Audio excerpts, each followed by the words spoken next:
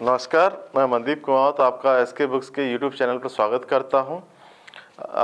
हम जो स्टार्ट करने वाले हैं आज वो है पार्ट 3 मोशन इन 2D, जो 2 dimension motion in a plane जो हमारा टॉपिक चल रहा था उसकी। लेकिन उसमें हम स्टार्ट करने से पहले मैं हमारी बुक्स के बारे में जानकारी देना चाहूँगा। यहाँ तो बुक्स दिखाई हुई है आपको, Agniveer Vayu Indian air force science subject recruitment test और physics air force X group recruitment exam with brief explanation of fundamental principle. इन दोनों बुक्स में आपको बहुत अच्छे क्वेश्चंस और बहुत अच्छी थ्योरी मिल जाएगी इन टॉपिक से रिलेटेड जो हम आज पढ़ने वाले हैं। तो स्टार्ट करते हैं हम मोशन इन 2D जो पार्ट है उसका पार्ट 3। तो स्टार्ट करते हैं मोशन इन 2D का पार्ट 3। तो उसमें हम जो डील करने वाले हैं वो है इक्वेशन ऑफ प्रोजेक्टाइल मोशन। बहुत सारे टॉपिक्स इसमें आएंगे बट सबसे पहले देखते हैं इक्वेशन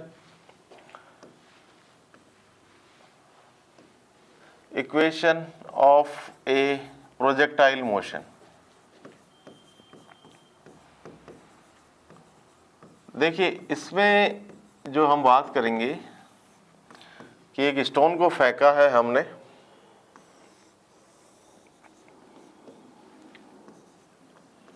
स्टोन को हमने यहाँ से फेंका है और ये इस तरीके से प्रोजेक्टाइल मोशन करता हुआ यहाँ तक गया है।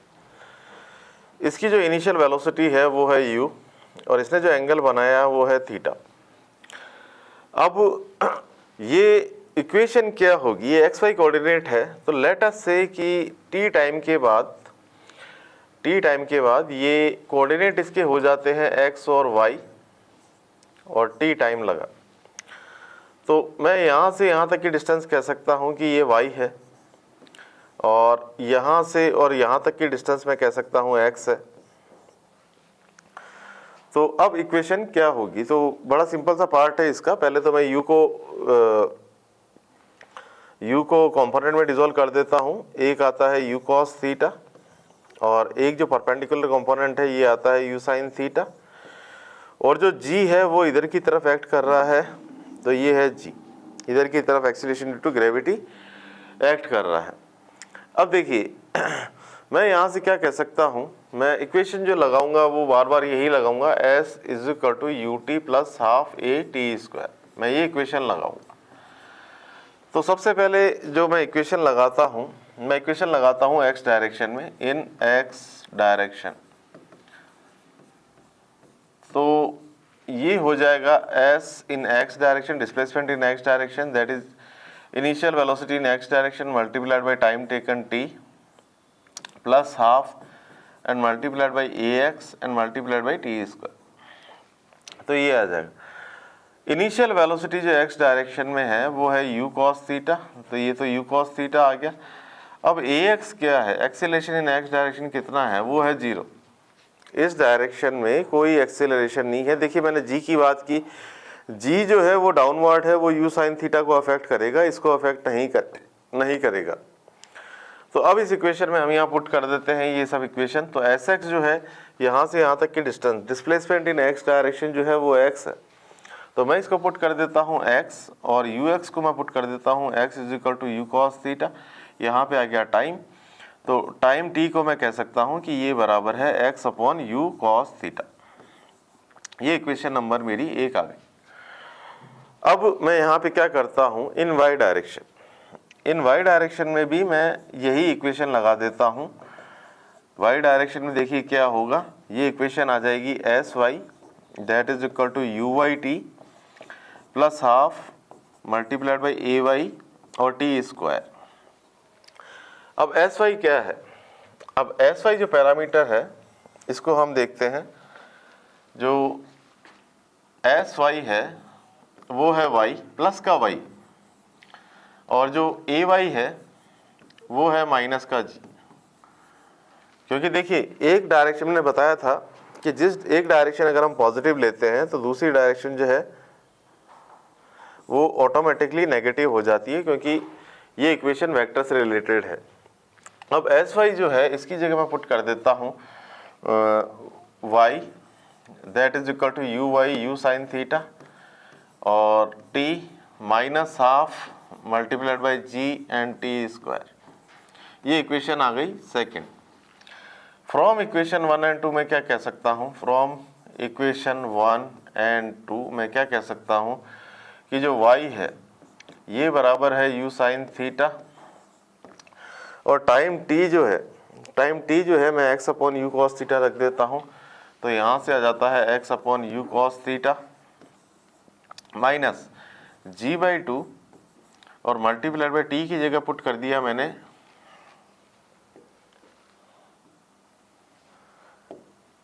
t की जगह मैंने पुट कर दिया x square divided by you square cos square theta. तो सिंपल सी इक्वेशन मेरे पास निकल के आती है y, u से u कैंसिल हो जाता है, sine theta divided by cos theta tan theta हो जाता है, तो ये आ जाता है x tan theta minus G X square divided by twice U square cos square theta. देखिए यहाँ जो टर्म आई है, ये जो टर्म आई है, ये टर्म आ रही है y में, x में और थीटा में। यहाँ तीन वेरिएबल हैं, थीटा, x और y। तो ये यहाँ से अगर हम इस इक्वेशन को नोट करें तो यहाँ जो y की पावर 1 है ये प्रोपोर्शनल है x की पावर 2 के। प्लस माइनस साइन की हम बात नहीं कर रहे, हम यहाँ पे पावर की बात कर रहे हैं। इस यहाँ जो पावर 1 है वो प्रोपोर्शनल है x की पावर 2 के। ये जो इक्वेशन हमारी आई है, ये इक्वेशन है प्रोजेक्टाइल मोशन की इक्वेशन, ये प्रोजेक्टाइल मोशन की इक्वेशन है। तो अब हमको ये पता कैसे चले, हमने शुरू में मैंने बोला था कि ये पैराबोलिक मोशन है। देखिए पैराबोला का क्या खास बात होती है कि लेफ्ट हैंड साइड में अगर वेरिएबल 1 है, राइट हैंड साइड में वेरिएबल 2 है, पावर 2 है, तो ये इक्वेशन हो जाती है पैराबोला की। उल्टा भी हो सकता है, मतलब अगर इधर पावर 2 है और ये पावर लेटर से 1 होती है तो भी ये इक्वेशन पैराबोला की होती है। तो दिस पर्टिकुलर इक्वेशन की अगर, इस पर्टिकुलर इक्वेशन की अगर बात करें तो y की पावर 1 है, x की पावर 2 है, तो ये इक्वेशन हो जाती है पैराबोला की। तो ये पैराबोलिक मोशन है, प्रोजेक्टाइल मोशन है, प्रोजेक्टाइल मोशन इसको बोला जाता है। तो यहाँ पे हम नेक्स्ट जो पार्ट है वो स्टार्ट करते हैं। अब देखिए मैंने प्रीवियस लेक्चर में आपको बताया था कि ये जो पार्ट हम डील कर रहे हैं यहाँ पे कि भाई ग्राउंड से फेंका और ग्राउंड पे ही ये स्ट्राइक किया, तब तक तो हमारी जो इक्वेशंस थी जो हमने प्रीवियस लेक्चर्स में निकाली थी, क्या इक्वेशंस निकाली थी हमने, वो मैं यहाँ लिख देता हूँ। हमने इक्वेशन निकाली थी t is equal to 2u sine theta divided by G, और h मैक्स निकाला था हमने, वो था u square sine square theta divided by 2g, और हमने निकाला था r रेंज, और ये निकाला था u square sine 2 theta divided by G. तो इस तरीके से हमने इस प्रोजेक्टाइल मोशन की ये तीन time of flight, maximum height attend और रेंज निकाली थी। तो यहाँ तक तो बात सही है, बट मैंने उसी टाइम आपको बताया था कि ये इक्वेशंस अगर मैं और किसी जगह लगाना चाहूँ तो मुझे थोड़ा सा केयरफुल होना पड़ेगा। अब इसका एग्जांपल मैं देता हूँ।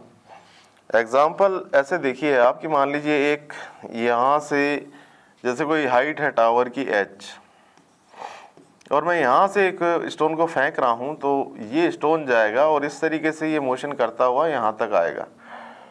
तो मान लीजिए एंगल थीटा पे मैंने फेंका था, तो उस केस के लिए मैं अगर ये इक्वेशंस लगाना चाहूँ, ये equation time t equal to T H max और r की ये इक्वेशन लगाना चाहूँ, तो वो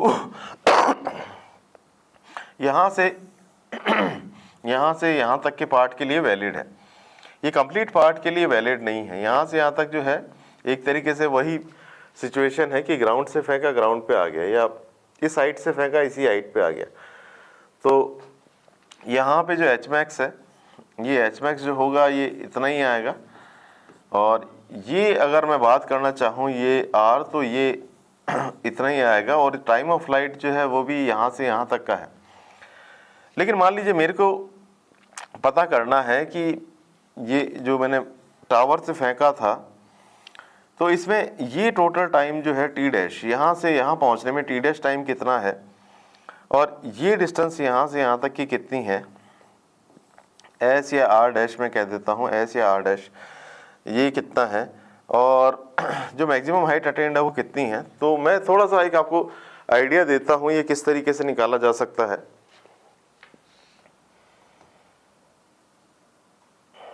तो देखिए इसके लिए हम क्या करते हैं, लेट अस से मैं बात करता हूँ कि ये एक टावर है और ये जो डिस्टेंस यहाँ से यहाँ तक की इसकी हाइट जो है वो h है और यहाँ से मैंने एक स्टोन को फेंका और वो यहाँ आके गिरता है। अब मुझे निकालनी है ये डिस्टेंस, लेट अस से मैं इसको नाम दे देता हूँ आर नॉट।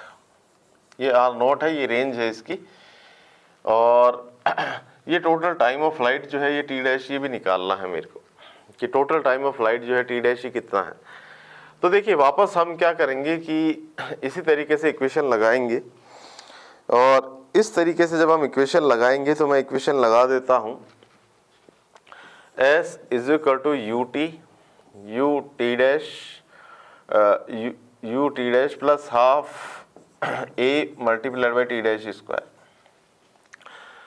अब अगर y डायरेक्शन की बात करेंगे तो एस वाई आएगा, यहाँ पे यू वाई आएगा और ये आएगा टी डैश प्लस हाफ और मल्टीप्लाइड बाई ए वाई और यहाँ पे आएगा टी स्क्वायर। देखिए एस वाई जो है, अब एस वाई क्या लेना है, यहाँ से इनिशियल मेरा पॉइंट है और फाइनल डिस्प्लेसमेंट y डायरेक्शन में यहाँ पे है, दैट इज ये फाइनल डिस्प्लेसमेंट है। तो y डायरेक्शन की अगर बात करेंगे तो ये डिस्प्लेसमेंट हुआ है यहाँ से यहाँ तक का, इसको मैं कहूँगा माइनस एच।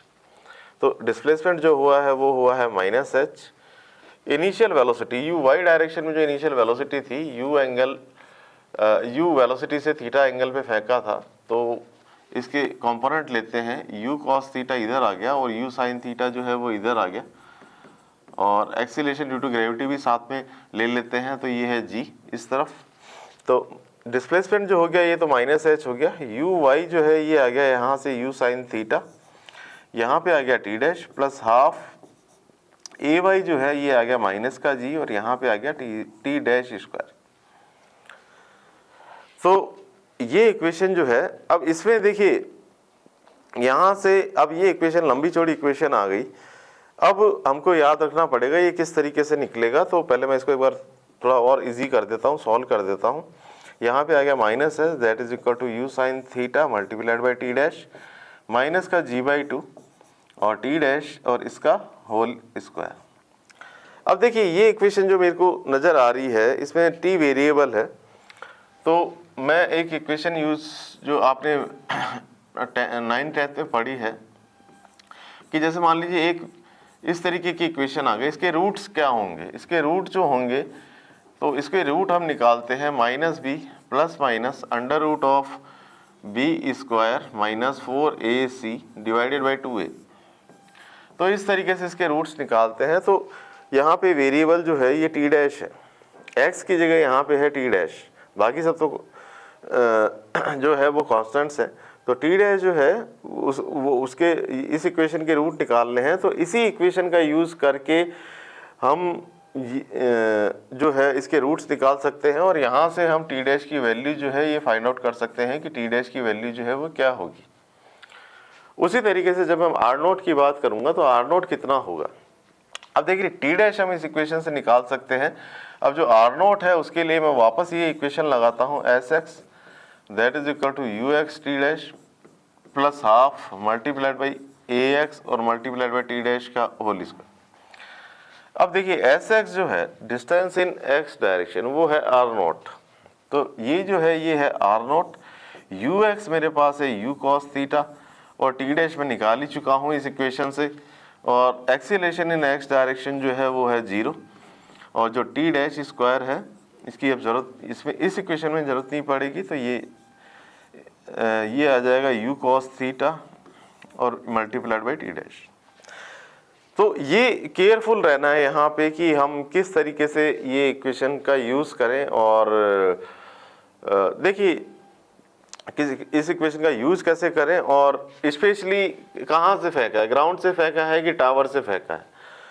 तो ये इक्वेशन आपके बड़े काम की है। इस तरीके से आप सॉल्व करके रूट निकाल के इस तरीके से आप आर नोट की वैल्यू निकाल सकते हैं और टाइम टी डैश जो है वो उसकी वैल्यू निकाल सकते हैं। अब ये जो टाइम आएगा, ऑब्वियस सी बात है ये टाइम ज़्यादा आएगा, जो यहाँ से यहाँ पहुँच रहा है पहले तो, फिर उसके बाद नीचे भी आ रहा है, तो ये टाइम ज़्यादा आएगा टी डैश। उसी तरीके से अगर मान लीजिए मैं कहता हूँ कि ये ऊपर नहीं फेंका है हमने नीचे की तरफ अगर फेंका है तब क्या होगा, तो देखिए उस केस में क्या होगा।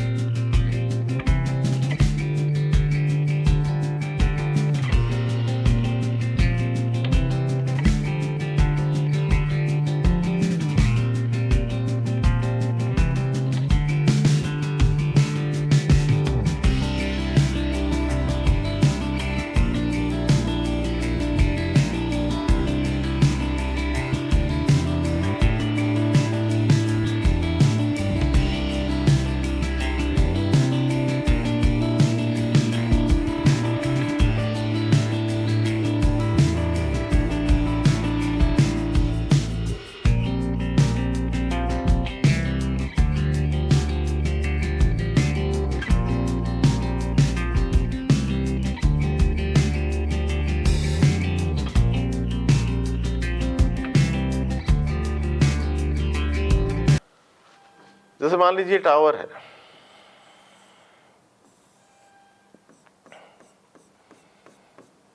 और ये ग्राउंड है, और यहां से मैंने ऊपर नहीं फेंक के नीचे फेंक दिया, ये यू है और ये हॉरिजॉन्टल से जो है एंगल थीटा बना रहा है, तो यहाँ पे क्या होगा, तो ये जो स्टोन है यहाँ से ट्रेवल करता हुआ यहाँ तक आएगा, और लेट अस से यहाँ पे जो डिस्टेंस है ये है आर डैश, और जो टाइम लगा ये लगा टी डबल डैश।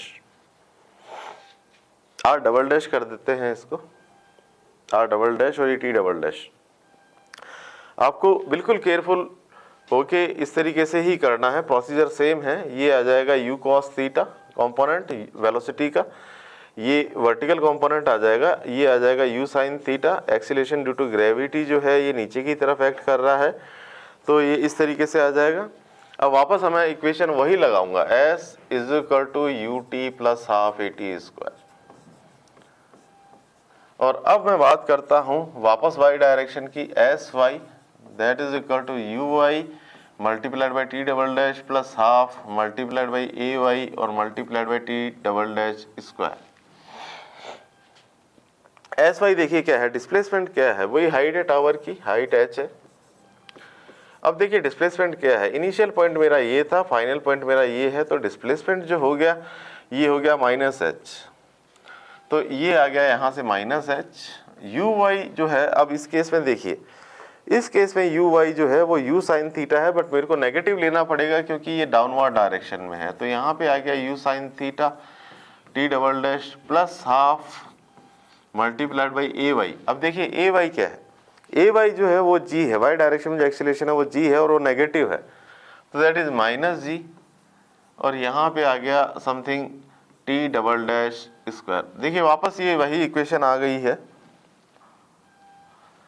वापस ये वही इक्वेशन आ गई है जो लास्ट टाइम पे हमने देखी थी, वही A X square plus B X plus C, जो x है वो है T dash T double dash, तो यहाँ पे टी डबल डैश है, और इसी इक्वेशन को हम सॉल्व करके टी डैश जो है वो निकाल सकते हैं। और उसी तरीके से रेंज जब निकालनी पड़ेगी हमको, जब टी डबल डैश हम निकाल चुके हैं, तो रेंज जो है आर डबल डैश ये कैसे निकलेगी, इसके लिए मैं इक्वेशन लगा देता हूँ, S X that is equal to U X T double dash plus half multiplied by A X multiplied by T double dash इसका स्क्वायर। तो देखिए एस जो डिस्प्लेसमेंट है एक्स डायरेक्शन में वो है आर डबल डैश, तो इसको हम पुट कर देते हैं आर डबल डैश, और यू एक्स क्या है, अब देखिए यू एक्स जो है वो है यू कॉस थीटा, तो यहाँ से आ गया यू कॉस थीटा, और टी डबल डैश हम निकाल ही चुके हैं इस इक्वेशन का यूज़ करके, और half multiplied by A x जो है वो 0 है, और ये आ गया टी डबल डैश स्क्वायर। तो ये इक्वेशन रिड्यूस हो जाती है आर डबल डैश और you cos theta multiplied by T double dash. तो इस तरीके से आप किसी भी प्रॉब्लम को सॉल्व कर सकते हैं, बट केयरफुल, आधा जो जवाब है वो आपको क्वेश्चन पढ़ते टाइम ही समझ में आ जाएगा। जैसे क्वेश्चंस जो होते हैं उसमें आधा जवाब उसी टाइम मिल जाता है कि हमको स्ट्रेटेजी जो है वो भी हमारी क्लियर हो जाती है क्वेश्चन पढ़ते ही कि क्या स्ट्रेटेजी रहेगी। तो क्वेश्चन को आप केयरफुली पढ़िए। तो ये यहाँ पे हमने बात की इन पार्ट की। थोड़ा सा अब आगे चलते हैं।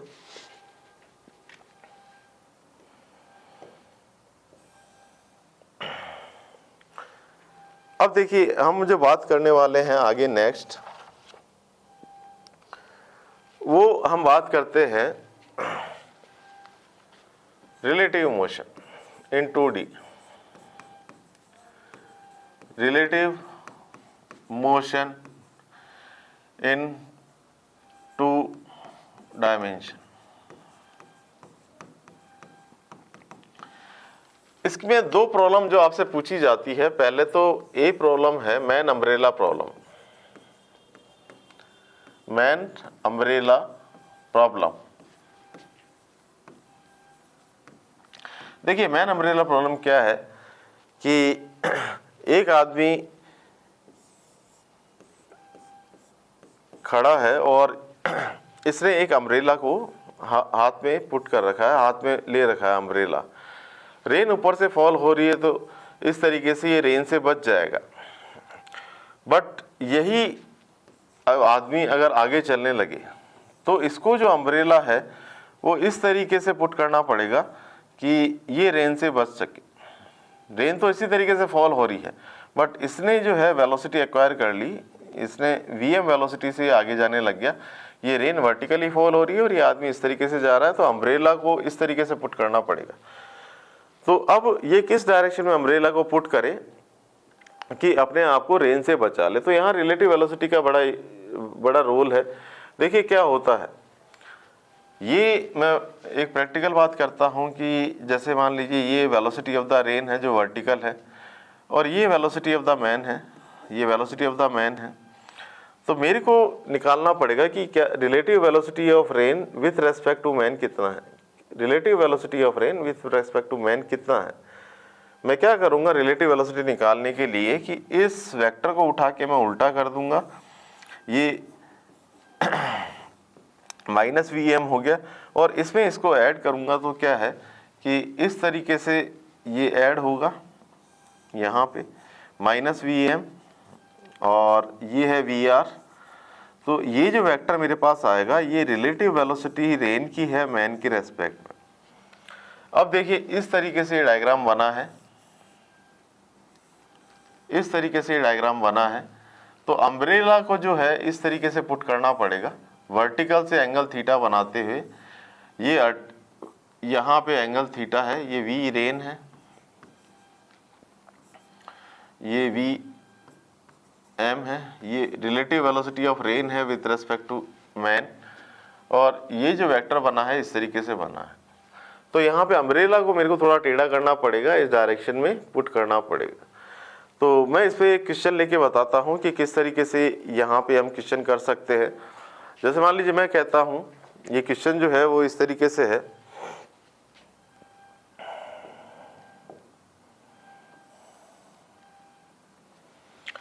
क्वेश्चन है rain is falling vertically,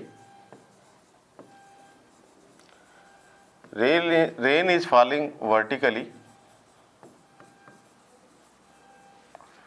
with speed of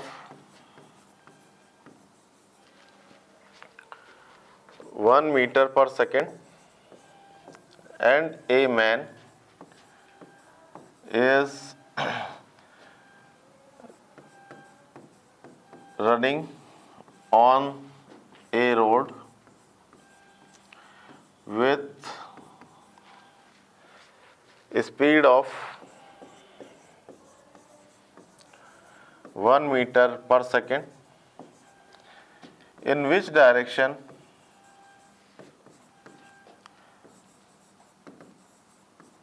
from vertical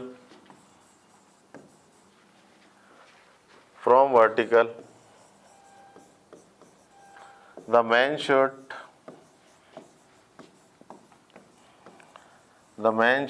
hold the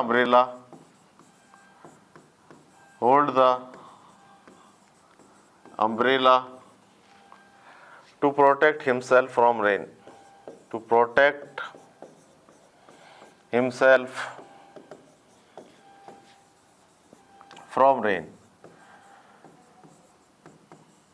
देखिए बड़ा ही सिंपल क्वेश्चन है वैसे तो।